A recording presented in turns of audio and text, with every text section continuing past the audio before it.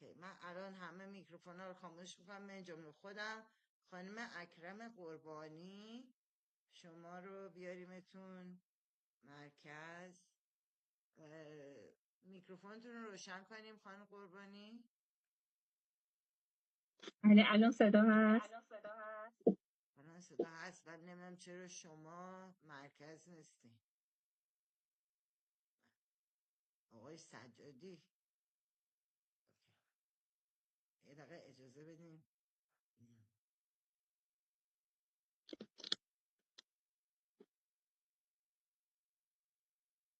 شما شروع کنیم به صحبت، فکر کنم که میاردت مرکز. خیلی خب، عرض سلام و ادب و احترام دارم خدمت شما بزرگواران و سلامی به لطافت بزرگ صلح و دوستی به کسانی که دلهای پاک و صمیمی ببخشید دارند. صدا اکو میشه. الی جان شما میکروفون تو ببند. بله آخه دارم سعی میکنم مشکل حل کنم. اول این خانوم باید سنتر بشه، نمیشه.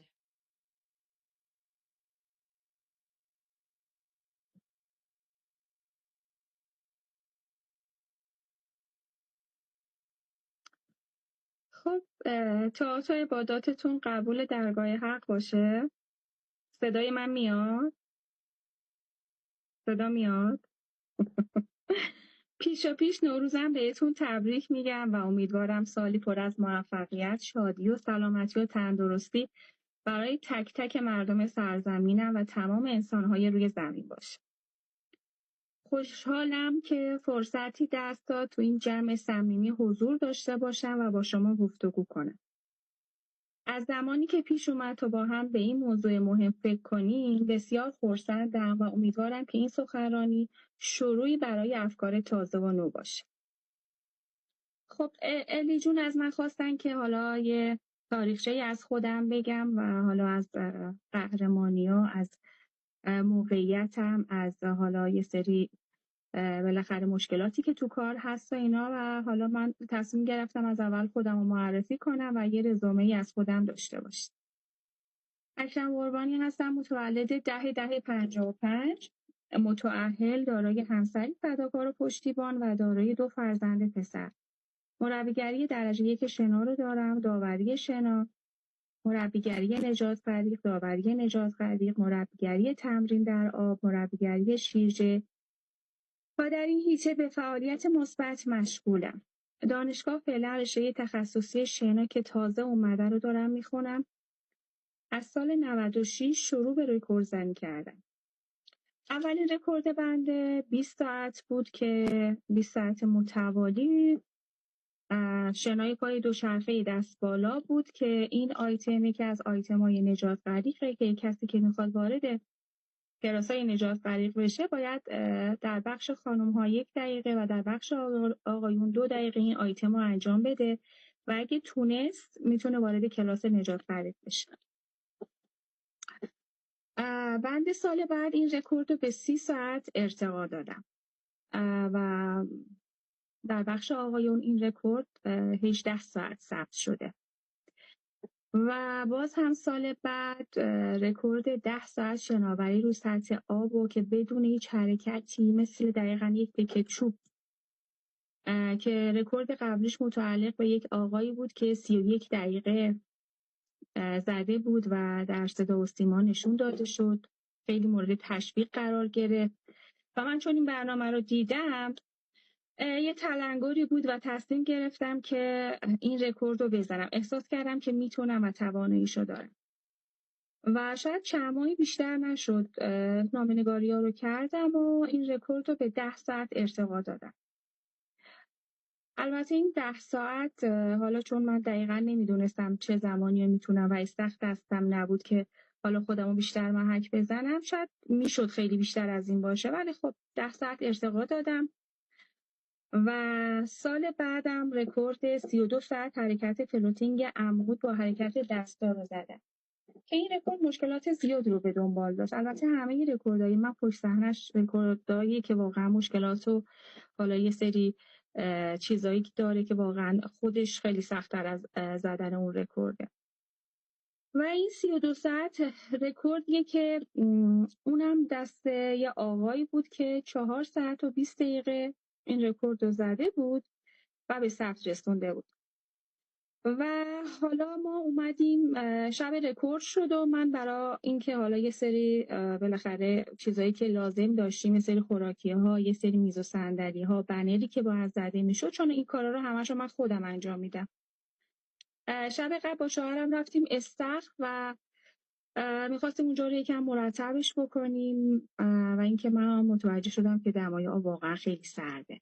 بعد دیدیم که موتورخونه متاسفانه خراب و سریع به مدیر استخر اطلاع دادم که این اتفاق افتاده و مدیر بهم گفتن که خب کاری از دست ما بر نمیاد و موتورخونم تا میاد درست بشه و دمای آب به اون دمایی که شما لازم دارین برسه حداقل 2-3 روز دما میخواد.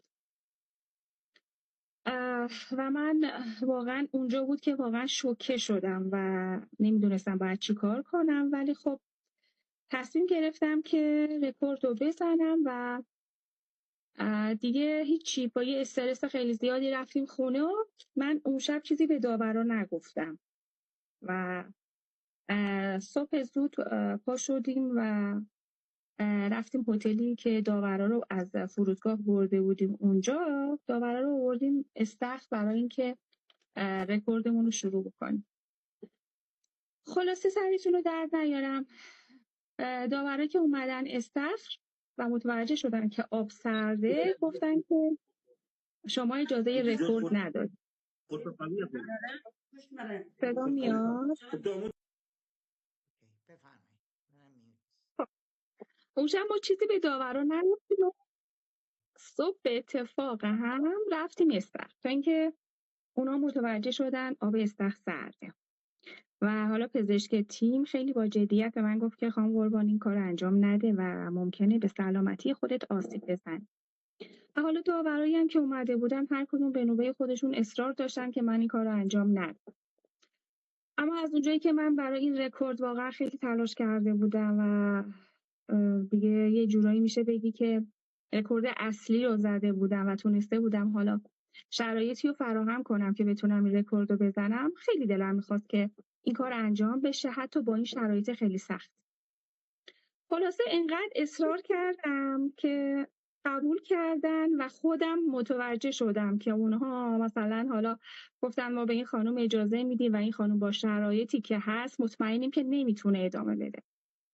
خلاصه ما رفتیم داخل آب و شروع کردیم به رکورد زنی و از اونجایی که فصل زمستون بود و کلا دما اصلا خیلی پایین بود و واقعا شرایط برای ما شرایط خیلی سختی بود و از اونجا که همیشه شوهر من نفر اوله برای حل مشکلات من، به فکرش افتاد که یک شلنگ آب گرم نزدیک من بذاره تا بتونم آب فعلا تحملش کنم تا تعمیرکارم کار خودش رو انجام بده. حالا متاسفانه تعمیرکار که به درد ما نخورد، ولی خب شرایط آبم یه جوری بود که خب یه جاهایی از بدن من به خاطر اون آب داغ میسوخت، یه جاهایش واقعا سرد میشد و اینکه بدنم عضلاتم دیگه داشت خشک میشد، ولی خب با همون شرایط ما رکورد رو به 32 ساعت ارتقا دادیم و واقعا این رکوردی که من واقعا میخواستم و تواناییشو داشتم نبود. خلاصه بعد از اینکه رکورد ما تموم شد سریع اومدیم بیرون، لباس پوشیدیم، داورای تهران را که براشون بلیت گرفته بودم بردمشون فرودگاه و در مسیر فرودگاه هم یه رستوران پیدا کردیم با هم شام خوردیم و بدون هیچ مشکلی به خونه برگشتیم. و متاسفانه هیچ مسئولی برای دیدن این رکورد و تشویق بنده حضور پیدا نکرد. و واقعا خودم از این همه پوست‌کلفتی و انرژی منفی که از مسئولان ورزشی گرفتم در تعجبم و اینکه کم نیاوردم و ادامه دادم. و خلاصه اینکه یه گروه فیلمبرداری هم تو رکورد ما بودن که قرار شد یه مستندی از من بسازن و تو صدا و سیما پخش کنن و حالا یه بالاخره یه حالا کاری باشه که حداقل یه راهی باشه برای آیندگان و اینکه حالا اونها هم بتونن یه درسایی از این کار بگیرن. گروه فیلمبرداری از همون اول اومد و دیگه من مجبور شدم پوشش کاملی داشته باشم، یعنی حتی جوراب، مقنعه، اینها رو کامل بپوشم و میشه بگی تنها انرژی مثبتی بود که بنده داشتم با اون شرایط سختی که بود. و مستند کوتاهی از من تهیه کردند و به من قول دادن که حتما پخشش میکنیم و اینا. من متاسفانه خیلی پیگیری‌های خیلی زیادی کردم، ولی خب متوجه شدم که ریاست محترم صدا و سیما به خاطر اینکه امکان داره مردم با پیامک‌های منفی که چرا باید این خانم با این پوشش که رکورد براش فوق‌العاده سخت‌تر میشه این کارو بکنه، برای همین ترجیح دادن این مستند پخش نشه و فقط صوتی یه خبری از من گفته بشه و یه تصویری از من نشون داده بشه. و باز خالی از انرژی شدم و دوباره خودم رو شارژ کردم. به خاطر بانوان سرزمینم کم نمیارم و ادامه میدم. خلاصه ما اون رکورد 30 ساعت رو در سال 1403 یعنی همین امسال به 40 ساعت ارتقا دادم. البته این رکوردم از شانس بد من افتاد تو زمستون و خب حالا استخری که این سری لطف کرد اداره ورزش به ما داد استخری بود که استاندارد نبود و شب که شد واقعا هوای محیط خیلی سرد شد و حالا اون سری دمای آب خیلی سرد بود، این سری هوای محیط واسم خیلی سرد بود دیگه. بنده خدا شوهرم چند تا از این بخاری‌های برقی تهیه کرد، اطراف من گذاشت که حداقل اون قسمتی که من دارم رکورد میزنم یکم هواش بهتر بشه. متاسفانه به خاطر زمان زیاد رکورد و حالا اون بوی کلور و غیر استاندارد بودن استخر و تهویه نامناسب استخر، داورا خب از نظر روحی روانی یکم اذیت شدن و میشه بگی یه بحث و دعوایی بینشون شد که من مونده بودم اون وسط استخر و اینکه مشاهده میکردم دعوای داورها رو که واقعا میگم حالا شاید شرایط واقعا به خاطر شرایطی که بود مجبور بودن که همچین حالتی رو پیدا بکنن، ولی خب تازه من اون وسط استخر تو اون شرایط سخت مجبور بودم که این داورا رو آرومشون کنم، حالا کوتاه بیاین، حالا اشکالی نداره و واقعا خودم به حال خودم مونده بودم که منی که اون وسطم تو اون شرایط باید انرژی بگیرم و اینکه حالا تازه باید داورها رو حالا یه جوری باشون صحبت کنم که درگیری پیش نیاد، رکورد من به خوبی تموم بشه. خلاصه نمیخوام خیلی زیاد وارد بحث بشم، ولی در کل میخوام بگم که واقعا رکورد زنی توی ایران برای خانم خیلی سخته و اینکه حالا خانم متنی فرمودن که حالا یه سری از افراد صحبتی نمی‌کنن به خاطر اینکه حالا شاید حالا فیلمی چیزی که قرار بود تو فضای مجازی گذاشته بشه، من واقعا حالا اگه جاش باشه صحبتی میکنم، ولی خب میدونین حالا شاید این صحبتایی که من کردم خیلی وقتا به ضرر من تموم بشه، ولی خب باز دوست دارم که به خاطر بانوان سرزمینم حتی شده من از این صحنه کنارم که برم ولی حرفام گفته بشه و شنیده بشه. خب سرتون رو درد نمیارم و میرم سر اصل مطلب که ورزش بانو. اهمیت ورزش بانوان. میگه ورزش بانوان نه تنها از نظر سلامت جسمی و روانی اهمیت داره، بلکه در توانمندسازی ارتقای جایگاه اجتماعی اونها و ایجاد برابری جنسیتی نیز میتونه نقش کلیدی داشته باشه. یکی از چیزاش بهبود سلامت جسمی و روانیه که افزایش آمادگی جسمانی، تقویت سیستم ایمنیشون، کاهش خطر بیماری‌هایی مثل بیماری‌های قلبی، بیماری‌های دیابت، پوکی استخوان و حالا چیزهای دیگه و تقویت سلامت روان از طریق کاهش استرس، اضطراب و افسردگی. افزایش انرژی و نشاط در زندگی روزمره‌شون. افزایش اعتماد به نفس و توانمندی زنان میشه. تقویت خودباوری از طریق موفقیت‌ها در رقابت‌ها، کسب مهارت‌های رهبری و کار تیمیشون میشه، ارتقای استقلال فردی و روحیه رقابتیشون میشه و همچنین ارتقای جایگاه اجتماعی زنان. شکستن کلیشه‌های جنسیتی در جامعه، ایجاد فرصت‌های برابر در عرصه‌های ورزشی و شغلی، ایجاد الهام بخش بودن برای نسل‌های آینده و بعد توسعه ورزش حرفه‌ای و افزایش فرصت‌های شغلی، ایجاد مسیرهای حرفه‌ای و حضور زنان در مسابقات بین‌المللی و همچنین میتونه تأثیر مثبتی بر خانواده و جامعه داشته باشه. افزایش آگاهی خانواده‌ها درباره اهمیت ورزش بانوان، ایجاد الگوهای مثبت برای کودکان و نوجوانان، کمک به کاهش مشکلات اجتماعی مانند افسردگی و کم تحرکی. خب محدودیت‌ها و چالش‌هایی هم داره، مثل همون حالا خاطراتی که براتون تعریف کردم. حجاب و پوشش اسلامی. ورزشکاران زن ملزم به رعایت پوشش اسلامی هستند که در برخی رشته‌ها محدودیت‌هایی ایجاد میکنه و واقعا تو بحث شنا به خاطر اون سنگینی و به خاطر اون آبی که اون لباس حالا هر چندم استاندارد باشه میکشه، اون راحتی لباس مخصوص خودش رو نمیتونه داشته باشه. شرایط نابرابر در امکانات که واقعا لمس میشه. امکانات ورزشی برای زنان نسبت به مردان محدودتر است و حمایت مالی کمتری دریافت میکنه. محدودیت‌های رسانه‌ای، دقیقاً چیزی که برای من اتفاق افتاد. پخش زنده مسابقات زنان به دلایل فرهنگی و مذهبی محدود است. یعنی حتی من با شرایطی که قبول کرده بودم با پوشش اسلامی و حتی جوراب پام باشه، باز هم هیچ تبلیغات رسانه‌ای از من نشد. شرکت در مسابقات بین‌المللی.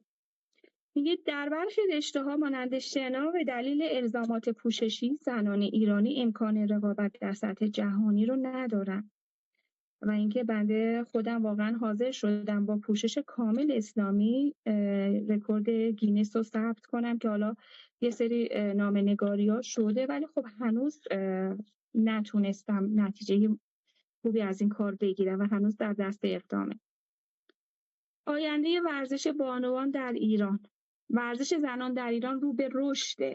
حالا هرچند کم، ولی بالاخره رو به رشد خودش رو داره. گسترش لیگ‌های حرفه‌ای، افزایش تعداد ورزشکاران زن در عرصه‌های جهانی و بهبود زیرساخت‌ها میتونه به توسعه بیشتر حوزه کمک کنه. در دهه‌های اخیر زنان در سراسر جهان تونستن حضور پررنگ‌تری در ورزش حرفه‌ای و المپیکی داشته باشند، هرچند هنوز در برخی کشورها با چالش‌هایی روبرو هستند.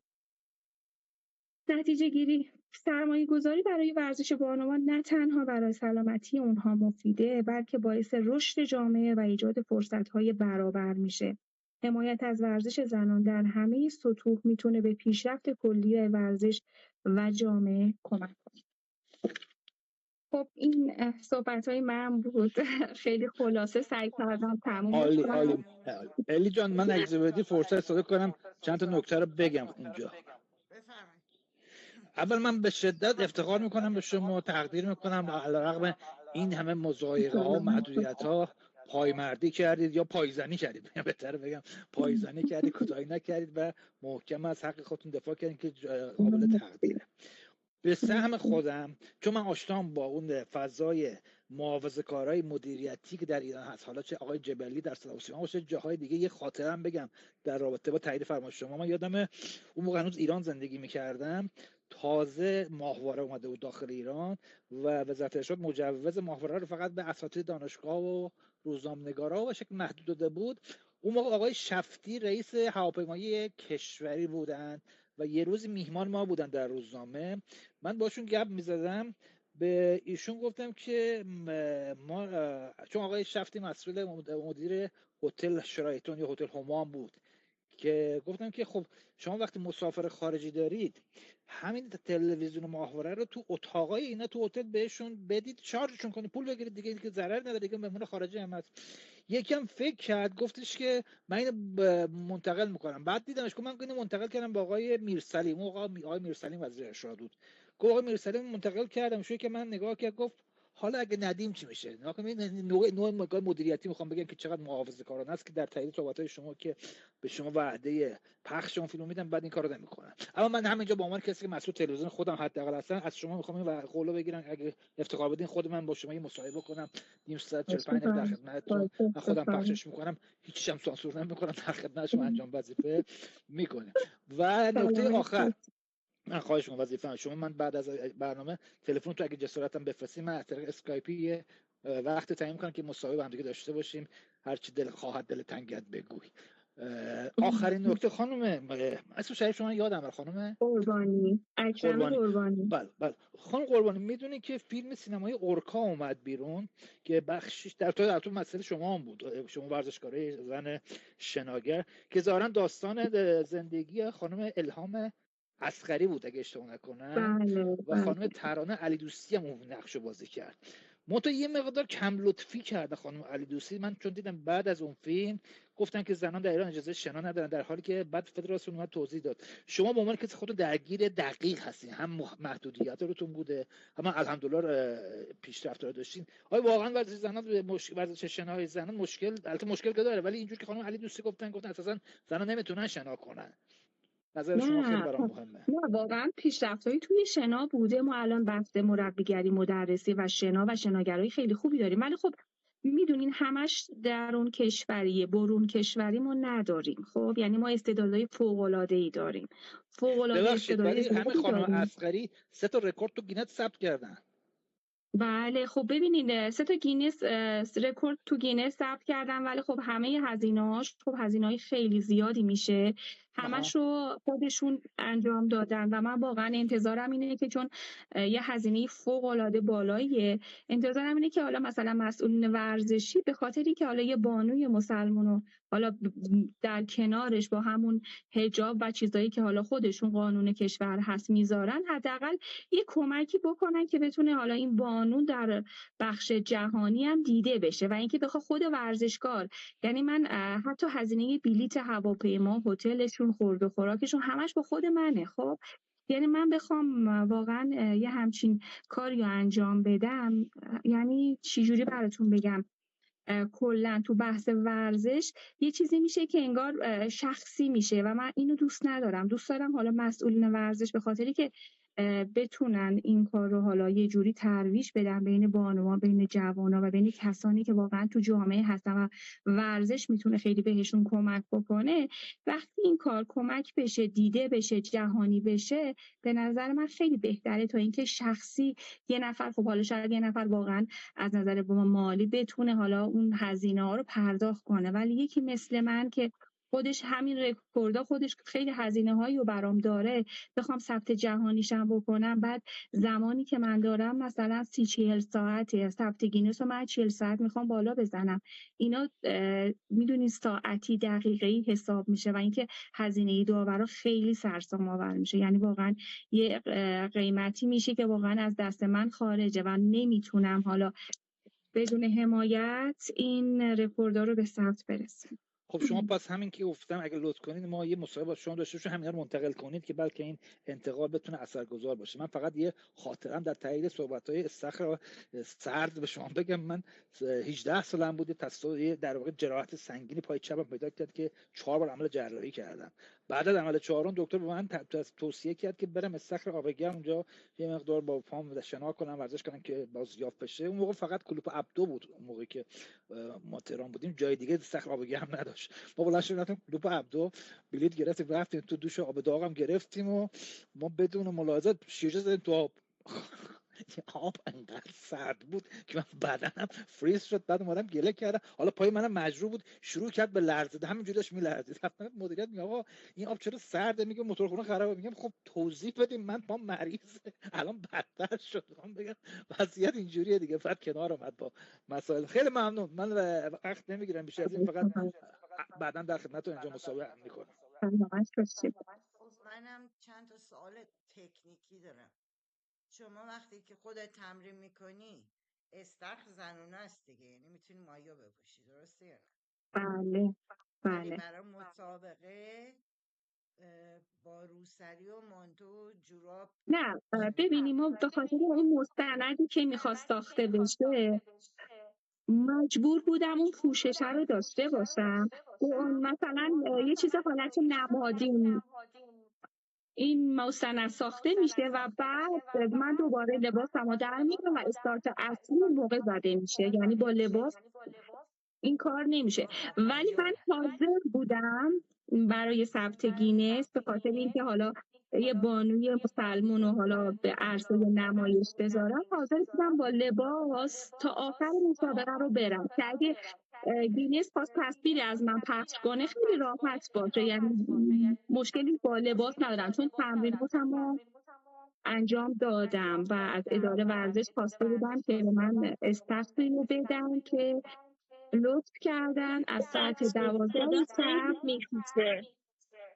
آره میکنم صدای میوت من کردن میپیچه. رو باید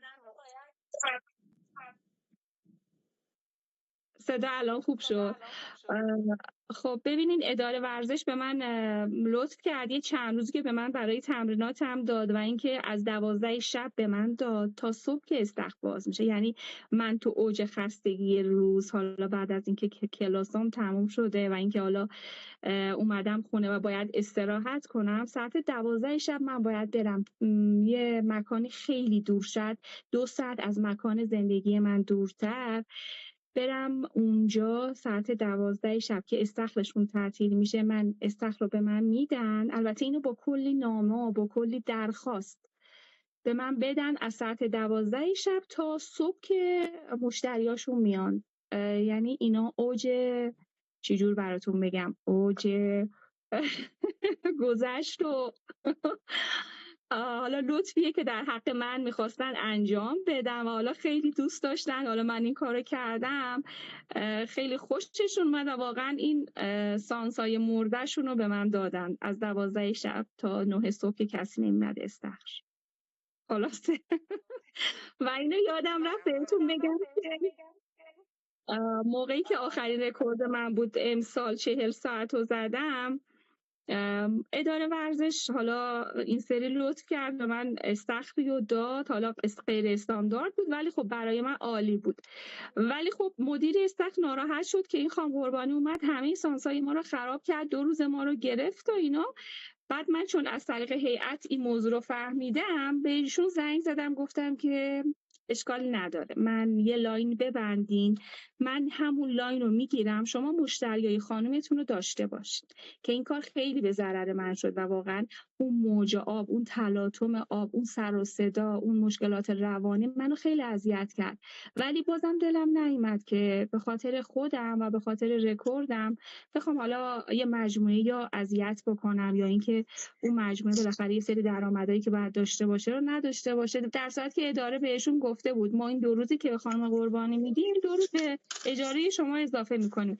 ولی خب باز گله من بودن که بهترین روزای ما رو خانم قربانی گرفتن و خیلی دوست داشتن که من تاسوعا و عاشورا این رکوردها رو بزنم. یعنی همیشه به من پیشنهاد میشه که شما خانم قربانی تاسوعا و عاشورا بیاین رکوردها رو بزن که صخره تعطیله و بتونیم راحت بهتون استخر بدیم. سرشون رو درد آوردم، ببخشید. به هر حال شما مایه افتخارین. ما اینجا هر کدوم سلامت خانوما باشید. که یه میرن دیگه نمیدونی چه شروع میکنن دنیا، جشن و سرور و خیر و زاله. بس موفق باشین. سلامت باشید. For Adelia, Miss Qorbani, who's the swimming champion, and he swam 40 hours to break a Guinness record. And she was telling us about the issues that she has, and she needs to have there was a documentary that had to be made and would have been public. For that, she had to wear the total, the hijab, briefly for public. And after the recording, she could take it off and be in swimming suit. But to get the swimming pool to herself or just get one lane to do her 40 hours straight presented problems. But they're pushing, and we are very proud of them. we're going to make a clip of her conversation and publish it, and Mr. Sajadi is going to interview her and hopefully she can get some leverage somewhere. آقای سجادی من تلفن ایشون رو براتون میفرستم بعد از این برنامه که تماس بگیر. Wow. Excellent. اوکی، سوال اگه دارین بکنین لطفاً که ما بریم سراغ خانم لیلا، خانم دکتر لیلا.